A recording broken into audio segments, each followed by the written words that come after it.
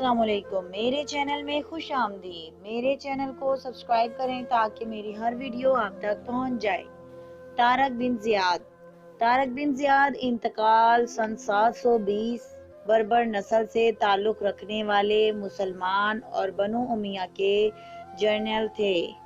انہوں نے سن 711 میں ہسپانیہ اسپین کی مسیحی حکومت پر قبضہ کر کے یورپ میں مسلم اقتدار کا آغاز کیا۔ وہ ہسپانوی تاریخ میں طارق الٹویٹو کے نام سے جانے جاتے تھے۔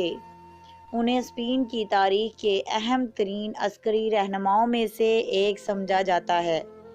شروع میں وہ اموی صوبہ افریقیہ کے گورنر موسیٰ بن نصیر کے نائب تھے، جنہوں نے ہسپانیہ میں وزیگوت بادشاہ کے مظالم سے تنگ عوام کے مطالبے پر طارق کو ہسپانیہ پر چڑھائی کا حکم دیا۔ فتح ہسپانیہ 30 اپریل سن 711 کو طارق کی افواج جبر الٹر پر اتری۔ واضح رہے کہ جبر الٹر اس علاقے کے عربی نام جبل الطارق کی بگڑی ہوئی شکل ہے۔ اسپین کی سرزمین پر اترنے کے بعد طارق نے تمام کشتیوں کو جلا دینے کا حکم دیا تاکہ فوج فرار کے بارے میں سوچ بھی نہ سکے۔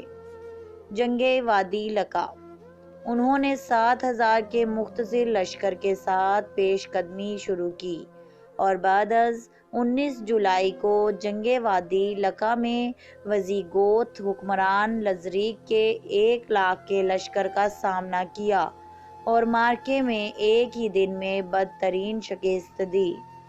جنگ میں روڈرک مارا گیا۔ فتح کے بعد طارق نے بغیر کسی مزاحمت کے دارالحکومت طلیطلہ پر قبضہ کر لیا۔ طارق کو ہسپانیہ کا گورنر بنا دیا گیا، لیکن جلد انہیں دمشق طلب کیا گیا کیونکہ خلیفہ ولید اول سے ہسپانیہ پر چڑھائی کی اجازت نہیں لی گئی تھی۔ یہ تھی ہماری آج کی سٹوری۔ مجھے امید ہے کہ آپ کو بہت پسند آئی ہوگی۔ پلیز لائک کریں، کمنٹ کریں اور اپنے دوستوں میں زیادہ سے زیادہ شیئر کریں۔ Thank you.